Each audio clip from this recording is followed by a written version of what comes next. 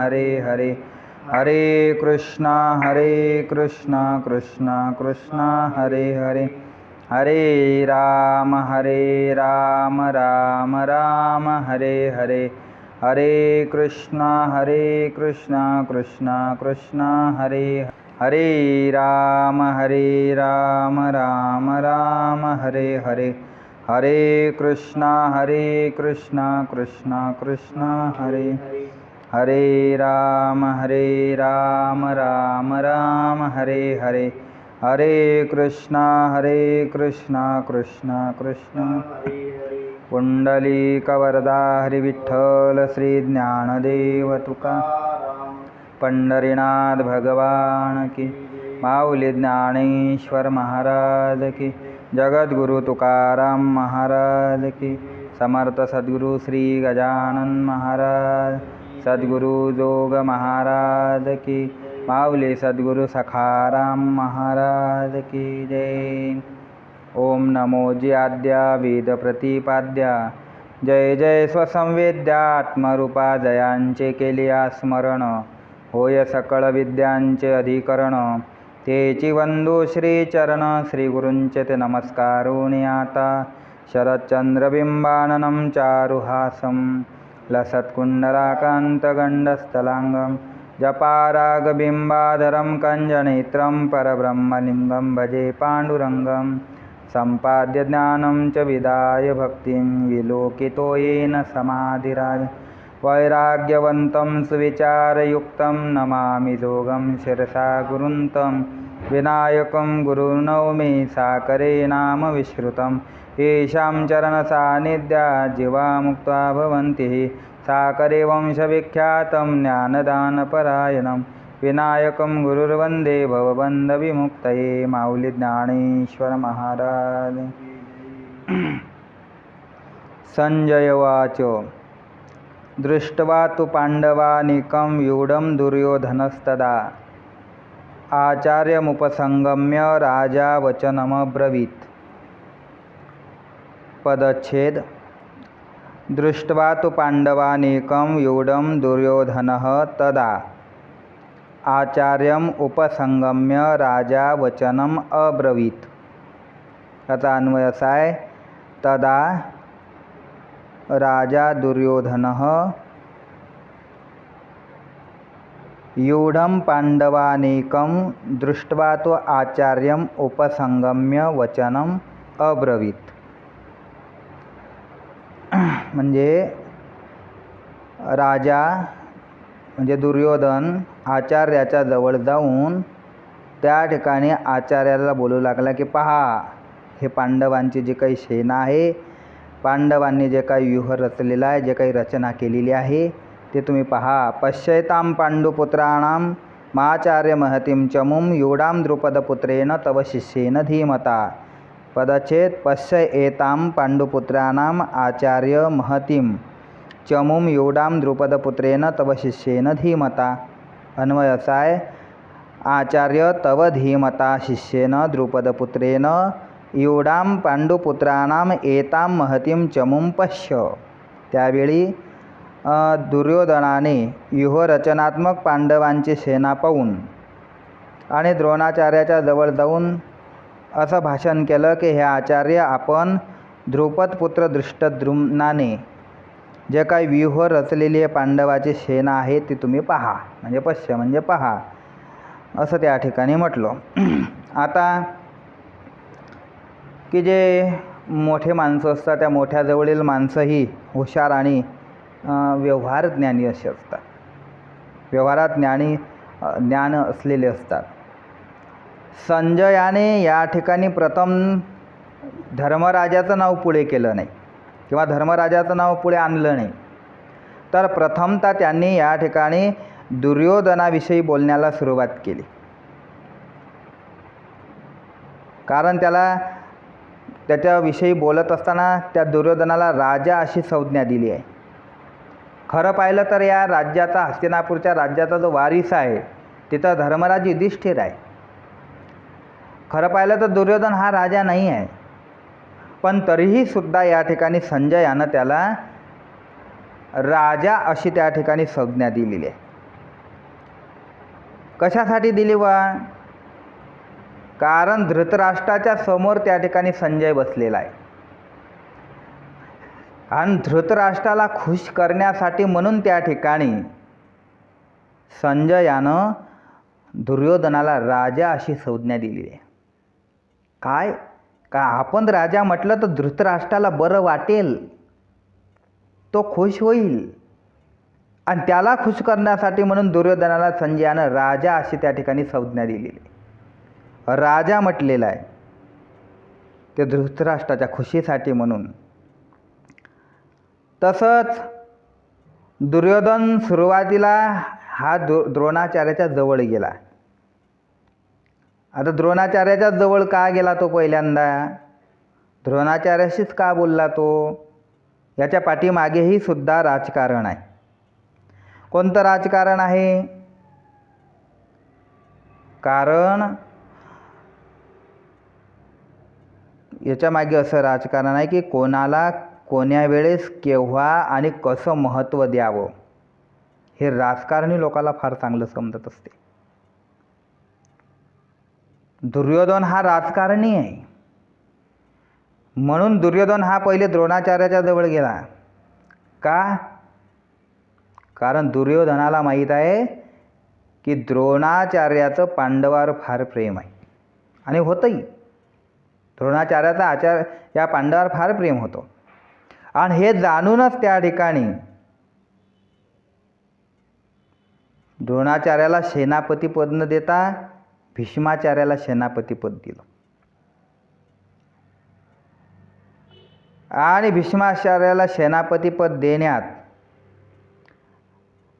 द्रोणाचार्याला असं वाटू नये की बा या कौरवानं त्याच्याच कुळातल्याची निवड केली. भीष्माचार्य त्यांच्याच कुळातले होते म्हणून आपल्याच कुळाची निवड दुर्योधनाने केली आहे याचं द्रोणाचार्यांना वैषम्य वाटू नये आणि दुर्योधनाने आपणास काहीसुद्धा विचारलं नाही असं वाटू नये म्हणून त्या ठिकाणी द्रोणाचार्याच्या जवळ पहिले सुरुवातीला त्या ठिकाणी दुर्योधन आला आणि द्रोणाचार्यापाशी येऊन त्या ठिकाणी त्याने बोलायला सुरुवात केली. द्रुपदपुत्रेन आणि दृष्टद्युम्न ऐवजी तव शिष्येन असा शब्द वापरला.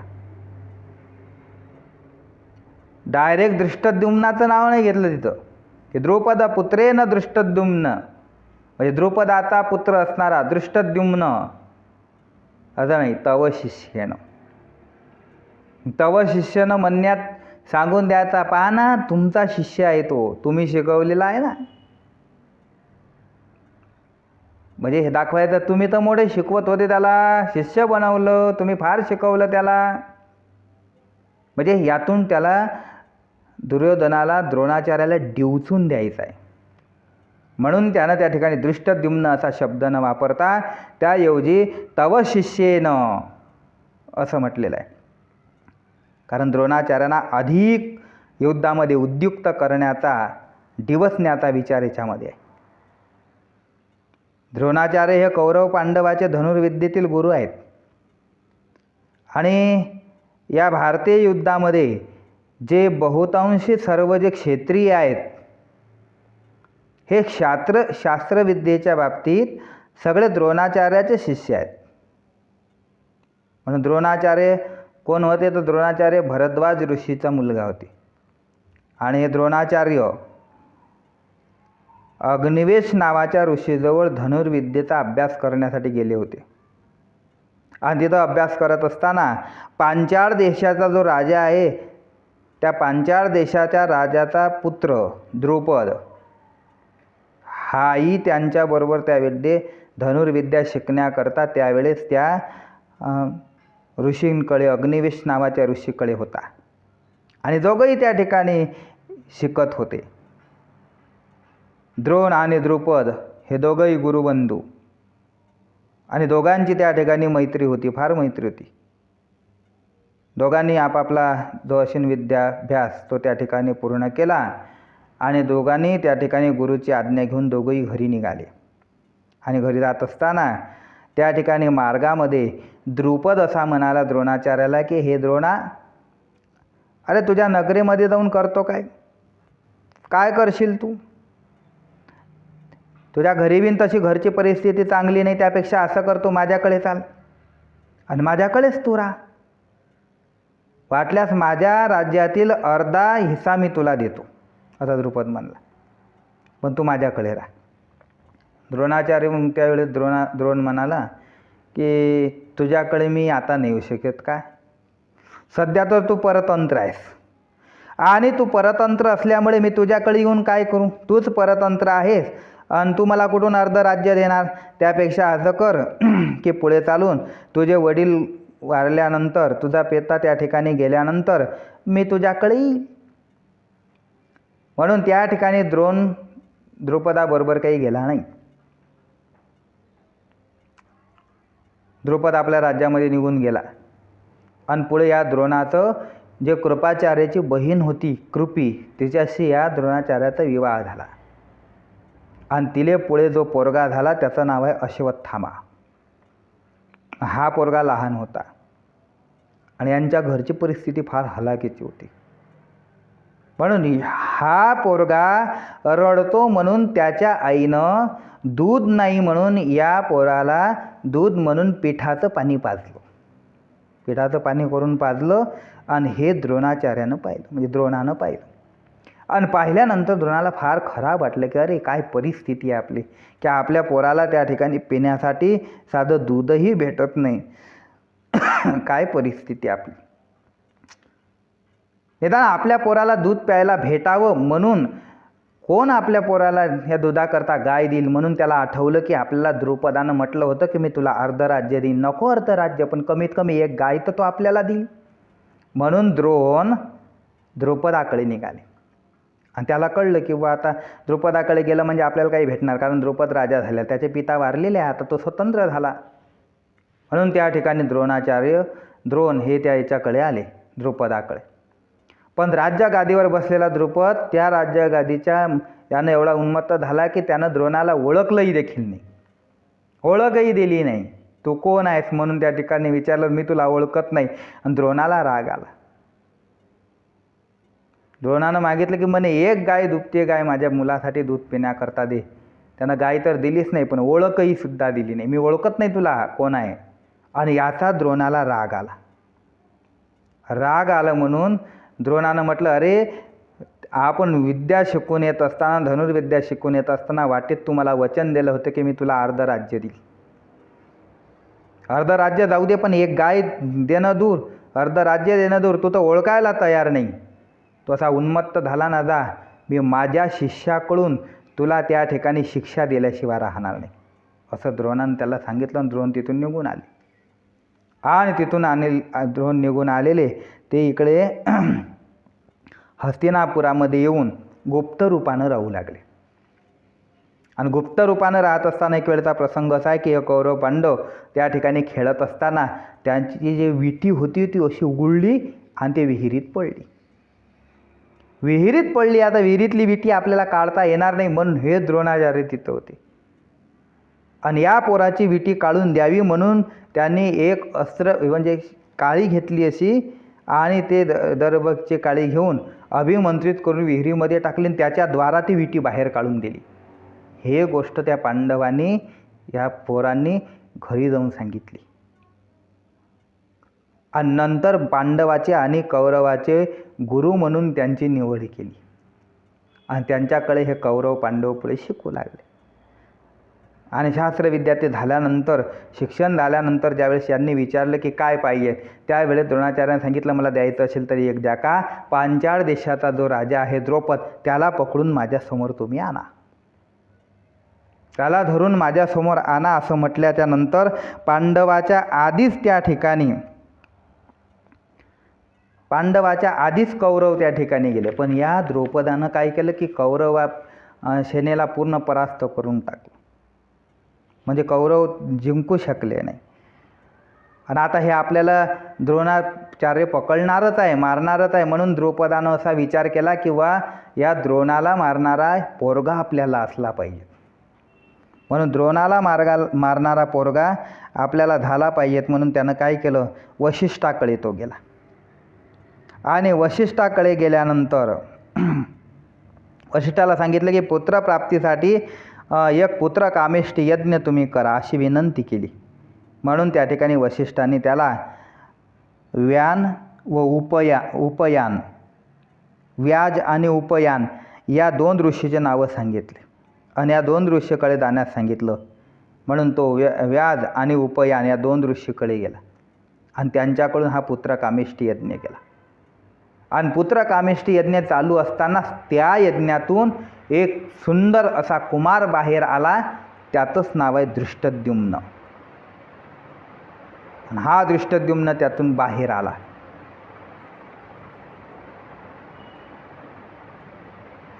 यात दृष्टद्युम्नानं म्हणजे हा दृष्टद्युम्न बाहेर आला आणि या दृष्टद्युम्नानं पुढे त्या ठिकाणी द्रोणाचार्याचा वध केला.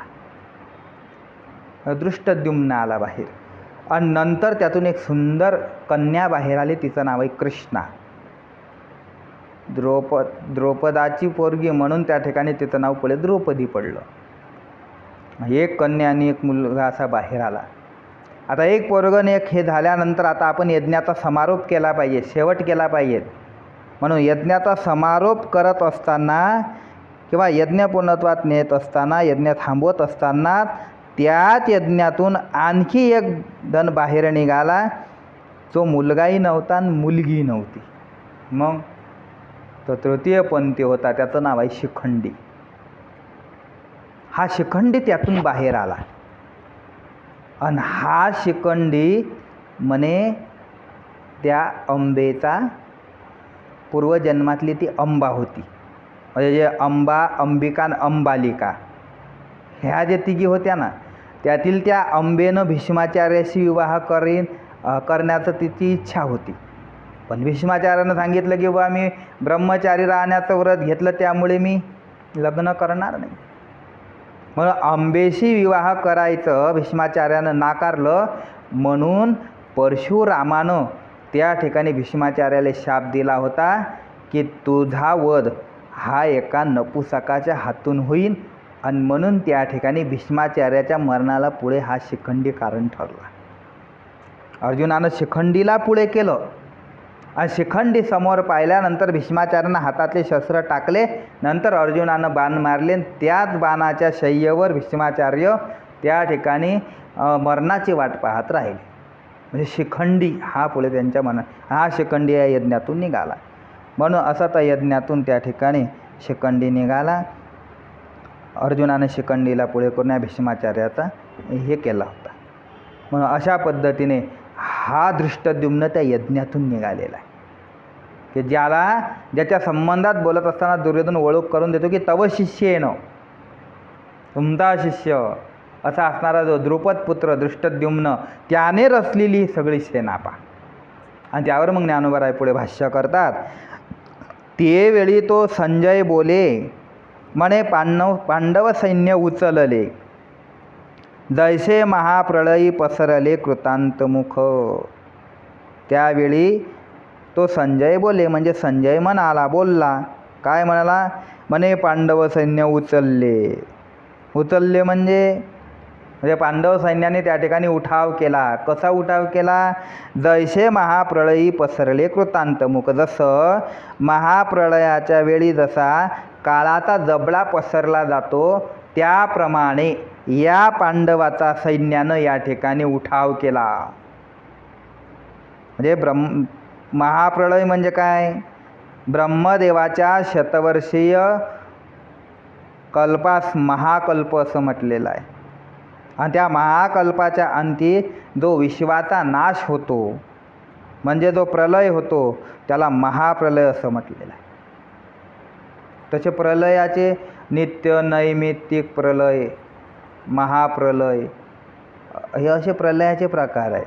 तर त्यामध्ये महाप्रलयामध्ये ब्रह्मदेवापासून सगळे देव आणि सर्व भूत हे अव्यक्त रूपामध्ये त्या ठिकाणी येतात. त्याला महाप्रलय म्हटले गेले. मग असं हे महाप्रलय ज्यावेळेस काळाचा जबडा पसरला जातो तसंच या सैन्यानं उठाव केला असा संजय त्या ठिकाणी त्यावेळेस बोलतो आहे. तैसे ते घनदाट उठावले एक वाट दैसे उसळले काळकूट धरी कवन. ज्याप्रमाणे काळकूट उसळावे त्याप्रमाणे तैसे ते घनदाट म्हणजे घनगर्द असं सैन्य एकदम त्या ठिकाणी उसळले काळकूट. त्याला कोण त्या ठिकाणी थोपवू शकणार. म्हणजे काळकूटाला जसं काळकूट उसळलं की त्याला कोणी थांबू शकत नाही, त्याप्रमाणे त्या सैन्याला आता कोण थांबवणार. एक वाट म्हणजे उसळले एक वाट म्हणजे सर्व मिळून. आणि काळकूट म्हणजे की समुद्र मंथनाच्या वेळेस सुरुवातीला ज्या वेळेस जे विष निघालं त्याला काळकूट असं म्हटलेलं आहे. काळकूटाचे सहोदर म्हणून त्या ठिकाणी काळकूट म्हणजे हलाहल विष असं त्याला म्हटलं आहे. म्हणून तैसे ते घनदाट उठावले एकवाट दैसे उसळले काळकूट धरी कवन. म्हणजे उसळलेल्या काळकूटाला कोण धरणार. तसं या सैन्याला आता कोण आवरणार. ना तरी वडवानुलू साधू कला प्रलय वाते पोखला सागर शून्य उधवला अंबराशी. ना तरी वडवानुलू साधू कला अथवा वडवानुलू साधू कला म्हणजे भडकला, उसळला, पेटला असा त्याचा अर्थ. भडकला, पेटला म्हणून वडवानलू साधू कला. त्या ठिकाणी वडवानल पेटला, प्रळय वाते पोखला आणि त्यातल्या त्यात प्रळयाच्या वाताने म्हणजे हवेनं वाऱ्यानं त्याला आणखीच पुष्ट केलं. म्हणजे त्यामुळे तो आणखीच बळावला. आणि मग तो सागर शोषून उधवला अंबराशी. मग तो जसा समुद्राला शोषून आकाशापर्यंत त्या ठिकाणी उसळतो किंवा उसळला. वडवानळ म्हणजे काय. जैसा वडवानळ साधू कला. वडवानळ म्हणजे सागराच्या पोटामध्ये असणारा जो अग्नी त्याला वडवानळ असं म्हणत असतात. हा काय करत असतो म्हणजे सागराचं पाणी हा शोषून घेतो अशी कल्पना आहे.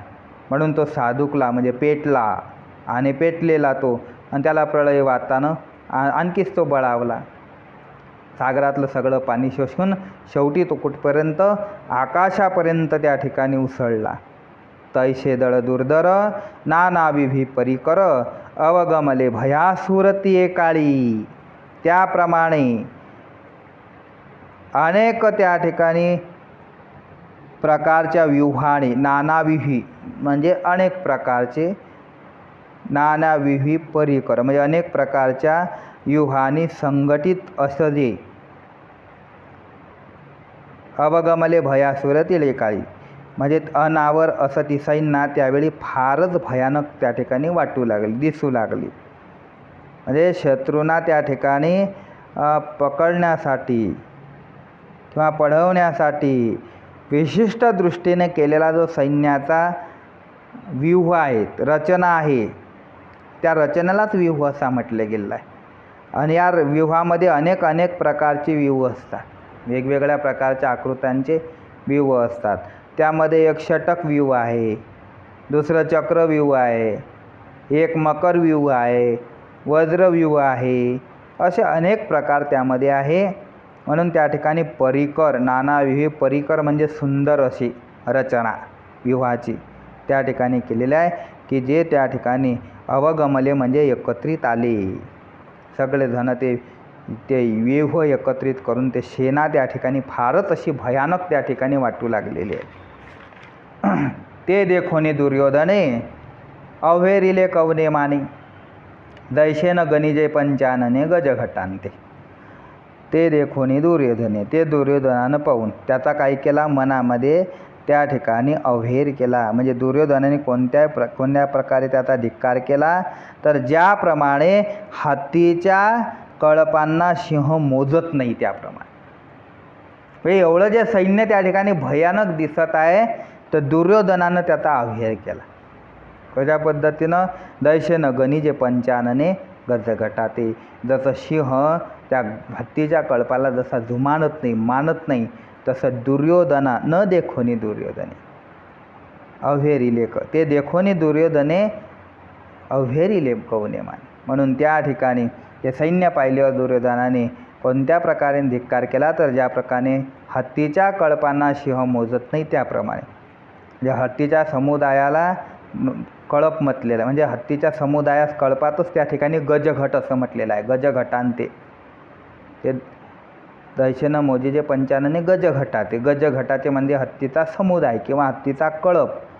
तो हत्तीचा कळप कितीही जरी त्या ठिकाणी मदोन्मत्त हत्ती असला तरीही सुद्धा सिंह म्हणजे त्याला काहीच मानत नाही. सिंहापुढे त्याचा टिकाव लागत नाही.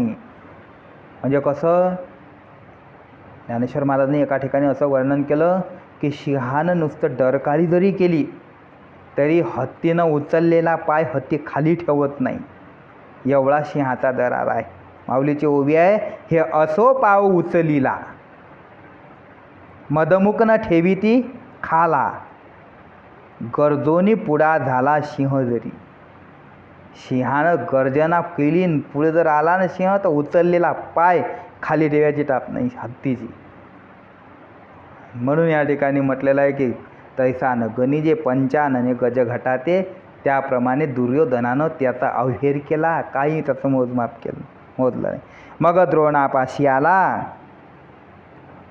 त्या तया ते म्हणे हा देखिला, कैसा दळभार उचलला पांडवाचा. नंतर तो द्रोणाजवळ आला, द्रोणाचार्याजवळ आला आणि त्यांना म्हणाला, पांडवाचं हे सैन्य पहा कसं त्या ठिकाणी उसळलं आहे. ते आपण पाहिलं पाहिजे. पाहिलं का तुम्ही ते? पहा नशीन पाहिलं तर. हो, कशा पद्धतीनं उसळलेलं आहे. म्हणे गिरिदुर्ग दैसे चालते तैसे विविध व्यूह संभवते, हे रचिले आथी बुद्धिमंते द्रुपद कुमारी. गिरिदुर्ग दैसे चालते, जसं चालते डोंगरी किल्ले असतात ना, जणू काही हे चालते डोंगरी किल्ले असावेत असं हे अनेक प्रकारच्या सभोवार रचलेलं हे युग आहेत. आणि कोण रचले माहीत आहेत का? हे हो, हे रचिले आथी बुद्धिमंते द्रुपद कुमारी. हे बुद्धिमंत द्रुपद पुत्राने म्हणजे दृष्टद्युम्नाने रचलेले आहेत. द्रुपद कुमारे हे दृष्टद्युम्नाने रचलेले आहे. इथं दुर्योधन द्रुपदाचा उल्लेख वारंवार करतो का? कारण द्रुपदाचा उल्लेख वारंवार केल्याने द्रोणाचार्याला राग येईल व ते युद्ध करतील हे दुर्योधनाची अपेक्षा आहे. म्हणून परत परत त्या ठिकाणी द्रुपदाच्या नावाचा उल्लेख करतो दुर्योधन त्या ठिकाणी. हे रचिले द्रुपद, हे रचिले अतिबुद्धिमंते द्रुपद कुमारे. हां, तो द्रुपद कुमार दृष्टद्युम्न बुद्धिमंत असणारा. कोणता दृष्टद्युम्न? जो का तुम्ही शिक्षा पिला, विद्या देऊन कुरुठा केला, तेने हा सैन्य सिंधू पाखरीला देख देख पहा पहा. जो का तुम्ही शिक्षा पेला, तुम्ही शिकवलेला आहे ना तो. विद्या देऊन तुम्ही त्याला त्या ठिकाणी कुरुठा केला. म्हणजे तुम्ही त्याला शिकवलं, विद्या कुरुठा केला म्हणजे तुम्ही विद्या देऊन त्याला शहाणं केलं. आणि त्यानेच म्हणजे त्या दृष्टद्युम्नाने हा सैन्य समुद्र पहा त्या ठिकाणी कसा परतून टाकलेला आहे. तो पहा पहा तुम्ही, देख देख. तो का तुम्ही शिक्षा पिला, विद्या देऊन कुरुठा केला, तेने हा सैन्य सिंधू पाखरीला देख देख पहा. अत्र शिवरा महेश्वासा भीमार्जुन समायुधी, योयुधान विराटश्च द्रुपदश्च महारथः. आता परिच्छेद असा आहे, अत्र शिवराः महेश्वासा भीमार्जुन समायुधी, योयुधान विराट च द्रुपद च महारथः. अन्वय असा याचा, अत्र शूराः महेश्वासाः युधी भीमार्जुन समाः, योयुधान च विराट च महारथः द्रुपदः. आता अर्थ असा आहे की येथे या सेनेत शूरवीर महाधनुर्धारी आणि युद्धात भीम अर्जुन यासारखे असे सात्यकी आणि विराट, त्याप्रमाणे महारथी द्रुपद राजा तोही यामध्ये आहे. म्हणजे या पांडवाच्या सैन्यात कोण कोण आहे त्याच्या एकाचा उल्लेख त्या ठिकाणी दुर्योधन करतो आहे की यात कोण कोण आहे या सैन्यात? शूरवीर आहे, महाधनुर्धारी आहेत आणि युद्धामध्ये भीमार्जुनासारखे असे म्हणजे भीमार्जुनाच्या तोळीचे असणारे त्यामध्ये एक सात्विकी म्हणजे युयुधान. ते युयुधान म्हणजे सात्विकी आहे. युयुधान म्हणजे सात्विकी आणि विराट आणि त्याचप्रमाणे द्रुपद राजा. परत त्या ठिकाणी द्रुपदाचा त्यानं इथं काय केला उल्लेख केला. द्रुपद राजा आहे. दुर्योधन या श्लोकातून पांडवाच्या सैन्याचं वर्णन करत आहे. द्रोणाचार्याच्या जवळ करत आहे आणि त्याचं वर्णन माऊली करतात. आणि काही असाधारण जे शस्त्रास्त्री प्रवीण जे क्षात्रधर्मी निपुण वीर आहात. या सैन्यात आणखीही जे शस्त्रास्त्र जे पारंगत आहेत म्हणजे शस्त्रात आणि अस्त्रात जे पारंगत व जे शास्त्रधर्मात निष्णात असे असामान्य योद्धे आहेत. आता अस्त्र म्हणजे काय, शस्त्र म्हणजे काय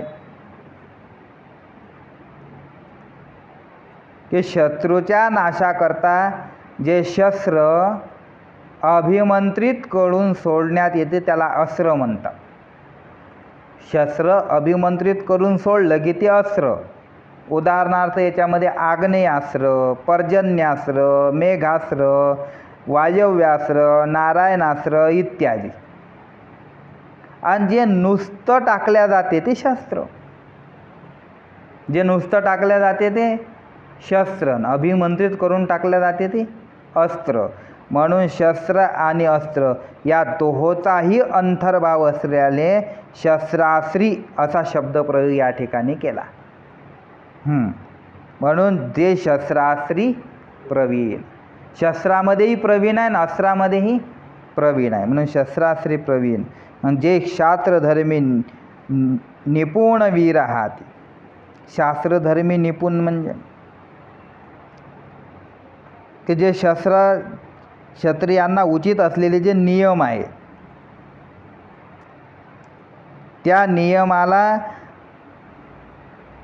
नियमाचं पालन करणारे. म्हणजे काय असतात क्षत्रियाचे नियम? क्षत्रियाचे नियम असतात किंवा जसं केव्हा लढावं, कोणाशी लढावं. उदाहरणार्थ ज्याचा रथ मोडलेला आहे त्याच्याशी लढू नये किंवा क्लिबांशी लढू नये. असे जे काही शास्त्र नीती आहेत, शास्त्रधर्मियांच्या ज्या नीती आहेत त्यामध्ये निपुण असणारे वीर याच्यामध्ये आहे असं वर्णन केलं. जे बळे प्रौढी पौरुषे भीमार्जुनासारिके ते सांगेन कौतुके प्रसंगेशी. जे शक्तीने मोठेपणाने व पराक्रमाने कसे आहेत? भीमार्जुनासारखे. भीम व अर्जुन यांच्यासारखे आहेत. आणि तेही म्हणजे त्यांचीही जे नावे आहेत ते प्रसंग आला म्हणून कौतुकाने सांगतो. आता त्या ठिकाणी द्रोणाचार्याजवळ उभं राहून दुर्योधन बोलत आहे तर त्यांची नावं सांगतो. कौतुके हा शब्द या ठिकाणी उपरोधिक आहे. कौतुकीत प्रसंग आला म्हणून कौतुकाने त्यांची नाव मी तुम्हाला सांगतो. येत युयुधानु सुभटू आला असे विराटू महारथी श्रेष्ठू द्रुपद वीरू. येथे युयुधानु सुभटू लढवया असणारा युयुधान म्हणजे सात्विकी तोही आहे. विराट तोही आला आहे. आणि महारथी श्रेष्ठ द्रुपद, महारथी श्रेष्ठ असा वीर द्रुपद आहे. युयुधान म्हणजे सात्विकी.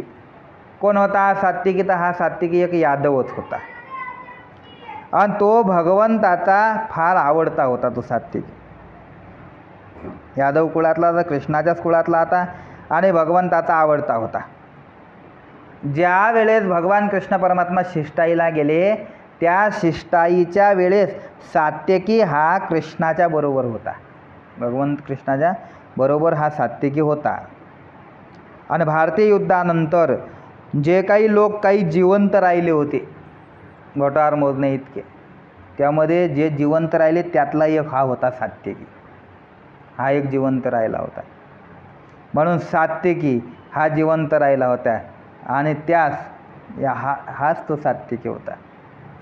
पुढे कोण आला आणखी म्हणे विराटश्च. विराट कोण आहे? तो विराट हा मत्स्य देशाचा राजा होता. ज्या वेळेस पांडव वनवास संपून 1 वर्षाच्या अज्ञातवासामध्ये राहिले, त्यावेळेस या विराटाकडे राहिले होते. अर्जुन तिथं बृहन्नडा म्हणून राहिला होता. हा विराट राजा. आणि या विराटाचीच जे पोरगी होती, ते विराटाचीच पोरगी अभिमन्यूला दिली होती. अभिमन्यूची पत्नी होती, तिचं नाव होतं उत्तरा. या विराटाचीच पोरगी होती. म्हणून हा असणारा विराट तोही तिथं आला. आणि द्रुपद हा द्रौपदीचा बाप होता आणि पांडवाचा सासरा होता. त्यातल्या त्यात तो पांडवाचा मामाही होता. म्हणजे या ठिकाणी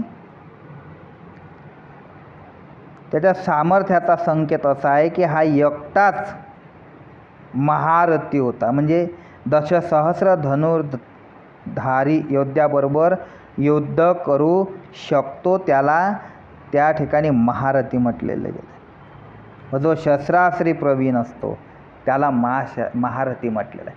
की म्हणजे 10,000 धनुर्धाऱ्याबरोबर जो एकटा युद्ध करू शकतो आणि सगळ्या शस्त्रास्त्रामध्ये पारंगत असतो त्याला महारथी असं म्हटलेलं आहे. आणि हा त्यातला महारथी होता. असं म्हटलेलं आहे की एकोदश सहस्राने योधयद्यस्तु धन्विताम शस्त्रास्त्र प्रवीणस्य स महारथ उच्यते. त्याला महारथी म्हटलेलं गेलेलं आहे. म्हणून असे महारथी त्यामध्ये होते. एत योधान सुबटू आलाशे विराटू महारथी श्रेष्ठू द्रुपदवीरो. म्हणजे महारथी असणार द्रुपदवीर त्या ठिकाणी असा त्याचा दृष्टद्युम्नाचा उल्लेख केलेला आहे. धृष्टकेतुश्च कीतानक काशीराजश्च वीर्यवान पुरुजित कुंती भोजश्च शैबेश्च नरपुंगवः. आता कोण कोण होते आणखी यामध्ये सांगितलं पदच्छेद. धृष्टकेतु चैकितान काशीराजः च वीर्यवान पुरुजित कुंतीभोजः च शैब्यः च नरपुंगवः. याचा अन्वय असा आहे धृष्टकेतु च चेकितान च वीर्यवान काशीराजः पुरोजित च कुंतीभोजः च नरपुंगवः शैब्य. कोण कोण होते आणखी त्यांचे नावं सांगितले. तर त्यामध्ये धृष्टकेतू व चेकितान आणि पराक्रमी असा काशीराज, पुरुजित व कुंतीभोज आणि नरश्रेष्ठ असा शैब्य असे होते. मग आता धृष्टकेतू होता. कोण होता हा धृष्टकेतू? तर धृष्टकेतू हा शिशुपालाचा पोरगा होता. मग याचं नाव समोर आणण्याचं काय काम बा? तर धृष्टकेतूचं नाव यासाठी समोर आलं की शिशुपालाचे 100 अपराध पूर्ण झाल्यावर भगवान श्रीकृष्णाने त्याला ठार मारलं. या पदातून दुर्योधन द्रोणाचार्याला सांगू इच्छितो की हा धृष्टकेतू किती मूर्ख आहे. पहा तुम्ही किती मूर्ख आहे हा, की याच्या बापाला याने भर सभेत मारल्यावरही सुद्धा तरी हा पांडवाच्या म्हणजे श्रीकृष्णाच्या पक्षाकडून युद्धासाठी तयार झाला आहे. सांगा बरं किती मूर्ख आहे. म्हणजे दुर्योधनाला असं द्रोणाचार्याला सांगितलं सुचवायचं आहे त्यातून. आणि त्याच भारतीय युद्धात धृष्टकेतू हा द्रोणाचार्याकडून मारला गेला. चेकितान कोण आहे चेकितान? तर चेकितान हाही कृष्णाच्याच कुळातला आहे, म्हणजे यादव कुळातला. आता भगवंताने आपली तर सगळी यादवी सेना दुर्योधनाला दिली होती, तरी हा चेकितान पांडवाकडून लढण्यासाठी तयार झाला होता. आणि या युद्धात चेकितान दुर्योधनाकडून मारला गेला होता. त्याच्या पुढे कोण होता आणखी? काशीराजश्च वीर्यवान, म्हणजे पराक्रमी असा काशीराज होता. काशीचा राजा महापराक्रमी होता, बलवान होता आणि तो शूर होता, महारथी होता. आणि असा असल्यामुळे पायदा बरं, याच्याकडे आपल्याला दुर्लक्ष करून चालणार नाही, याच्यावरही थोडंसं लक्ष ठेवलंच पाहिजेत, हे दुर्योधनाला सुचवायचं आहे. आणखी कोण कोण होतं? पुरुजित कुंती भोजश्च, पुरुजित आणि कुंती भोज. आता काही ठिकाणी पुरुजित कुंती भोज हे एकाच वीराचं नाव आहे असं सांगितलेलं आहे, आणि काही ठिकाणी असं म्हटलं की पुरुजित वेगळा आणि कुंती भोज वेगळा आहे. तर हे दोन कुंतीचे भाऊ आहे असं सांगितलं, अर्थात पांडवाचे मामी आहेत.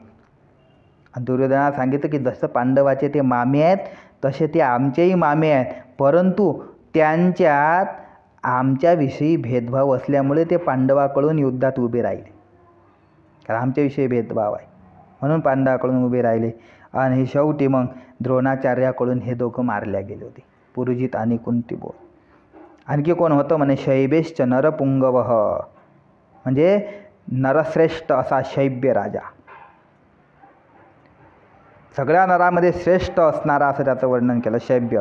तर हा शैब्य राजा शिबी देशाचा राजा होता, आणि शिबी देशाचा असणारा हा शैब्य राजा, दुर्योधन म्हणतो आहे की तसं पाहिलं तर आचार्य हा शैब्य राजा हा आमचाही नातेवाईक आहे,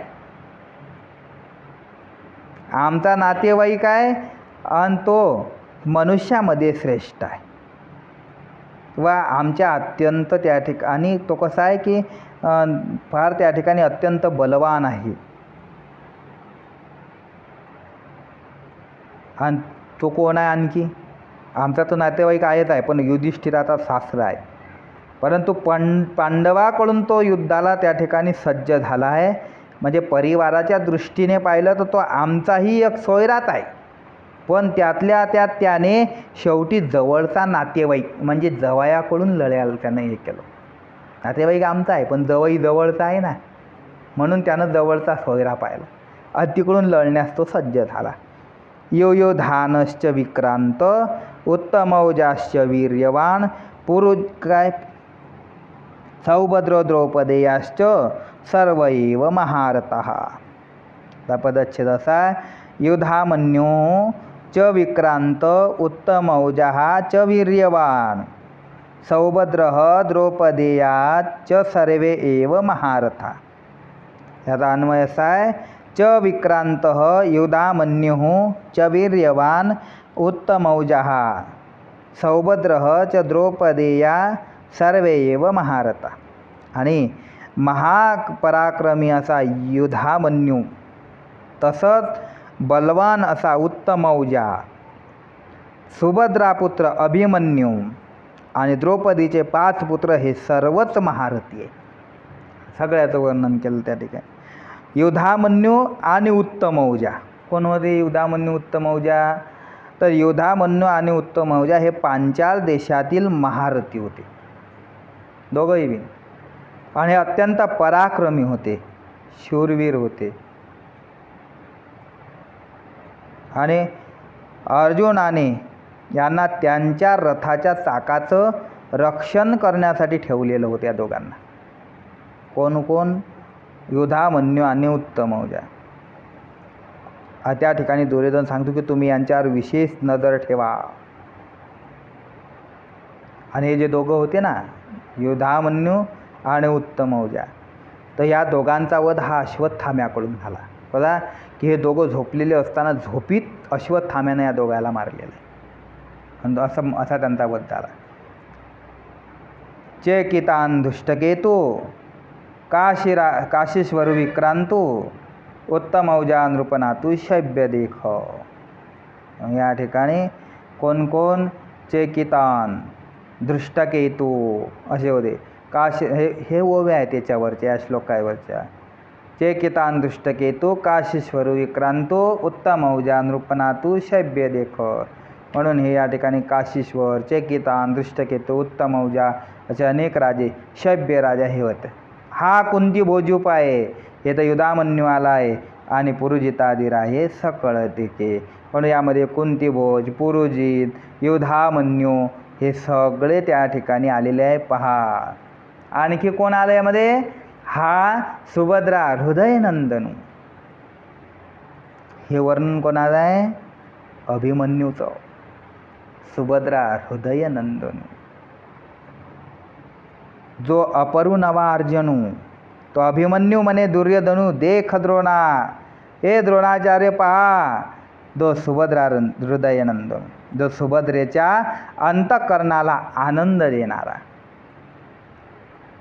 सुभद्रा हृदयनंदनू, जो अपरू नवा अर्जुनू, जो दुसरा तरुण अर्जुनच म्हणजे प्रति अर्जुनच.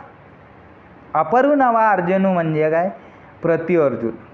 अभिमन्यू म्हणजे प्रति अर्जुन होता असा तो अर्जुन. तो तिचा मुलगा अभिमन्यू पहा. तुम्ही तो असा तिचा असणारा अभिमन्यू पहा. तो अभिमन्यू हा सामान्य नव्हता. अभिमन्यू फार अधिकारी होता आणि चक्रव्यूहामध्ये हा मारला गेला. अर्जुनाची असणारी पत्नी सुभद्रा हे भगवान परमात्म्याची बहीण आहे. आणि एक दिवस त्या ठिकाणी परमात्मा आपल्याकडे आलेले असताना सुभद्रेनं त्या ठिकाणी विचारलं की देवा मला या चक्रव्यूहाविषयी माहिती सांग. म्हणून परमात्मा चक्रव्यूहाविषयी माहिती सांगायला लागली. अर्जुना पलंगावर लेटलेली आहे म्हणून तिला झोप लागली ऐकता. पण तरी त्या ठिकाणी पोटातून तो ऐकत आहे. सुभद्रा झोपली हे देवाच्या ज्यावेळेस लक्षात आलं त्यावेळेस त्याला सांगणं हे केलं. पण आतून त्या ठिकाणी हुंकार येत होता ना. सुभद्रा तर झोपली ना, आतून हुंकार येते. मग हा आतून कसा हुंकार येते? कारण आतला पोरगा काही सामान्य नाही, हा नक्की चंद्राचाच त्या ठिकाणी अवतार असला पाहिजे असं देवाला वाटलं. मग आता चंद्राचा अवतार म्हणून हा जन्माला येताना हा असा तसा येणार नाही. म्हणून हा कसा येईल? सहस्रकर येईल, 1000 हाताचा येईल. हा किती भारी जाईन मग 1000 हाताचा आला तो. मग एवढ्या हाताचा नाही आला पाहिजे हा जन्माला. म्हणून देवानं काय केलं? सुभद्रा झोपलेलं असताना आपल्या सुदर्शनाचं पाणी तिच्या मुखामध्ये सोडलं. त्यामुळे झालं काय? त्या अभिमन्यूचे बाकीचे 2 हात राहून बाकीचे सगळे हात तिथं गळून पडले. आणि नंतर तो बाहेर आला अभिमन्यू. आणि बाहेर आल्यानंतर हा अभिमन्यू एवढा तेजस्वी की त्या चक्रव्यूहाची माहिती आला आधीच. पण चक्रव्यूहात जायचं कसं हे त्यानं ऐकलं. पण देवाच्या लक्षात आलं सुभद्रा झोपली म्हणून तिथं सांगणं बंद केलं. जायचं कसं माहीत आहे पण बाहेर यायचं कसं माहीत नाही. आणि भारतीय युद्धात ज्या वेळेस कौरवाकडच्यांनी चक्रव्यूह रचलं त्यावेळेस अर्जुन युद्धामध्ये दुसरीकडे गुंतलेला आहे. आणि या चक्रव्यूहात जायचं आणि ते फोडायचं कसं हे याला माहीत आहे, पण बाहेर निघायचं कसं माहीत नाही. म्हणून त्या ठिकाणी अभिमन्यू धर्मराजाच्या जवळ आला आणि परवानगी मागितली. अर्जुन परवानगी देत नव्हता, पण अर्जुन दुसऱ्या एकडे युद्धात गुंतलेला. म्हणून धर्मराजाला विचारलं, धर्मराजानं परवानगी दिली, ती घेतली. म्हणून त्या ठिकाणी चक्रव्यूहात अभिमन्यू गेला. आणि अभिमन्यू चक्रव्यूहात आला हे पाहून द्रोणादिक जे काही मुख्य 6 असे त्याच्या आजूबाजूला त्यांनी बाणाचा वर्षाव केला. आणि बाणाचा वर्षाव केला. त्यामध्ये तो सापडला, आत तर गेला पण बाहेर निघता येईना. म्हणून तो त्या ठिकाणी आतमध्ये असतानाच त्यात चक्रव्यूहात दुःशासनाचा जो मुलगा होता त्यानं अभिमन्यूच्या मस्तकावर गदेचा प्रहार केला, दुःशासनाच्या पोरानं. आणि तेवढ्यातच त्या ठिकाणी जयद्रथानंही सुद्धा अभिमन्यूच्या मस्तकावर लत्ता प्रहार करणं चालू केलं. आणि लत्ता प्रहार करून त्या ठिकाणी अभिमन्यू हात गतप्राण झाला आणि चक्रव्यूहामध्ये अभिमन्यू मारला गेला. असा हा अभिमन्यू. त्या अभिमन्यूविषयी त्या ठिकाणी द्रोणाचार्याला सांगता की पहा, जो सुभद्रा हृदय नंदनू, तो अपरू नवा अर्जुनू, तो अभिमन्यू म्हणे दुर्योधन देख द्रोणा. हा द्रोणाचार्य हा असा तो अभिमन्यू तुम्ही पहा. आणि कही द्रौपदी कुमार, हे सकळही महारथी वीर, मिती नेनी जे अपार मिनली असती. पहा आणि तुम्ही यामध्ये पहा की द्रौपदीचे हे पुत्र हे सगळे त्या ठिकाणी वीर आहेत आणि महारथी आहेत.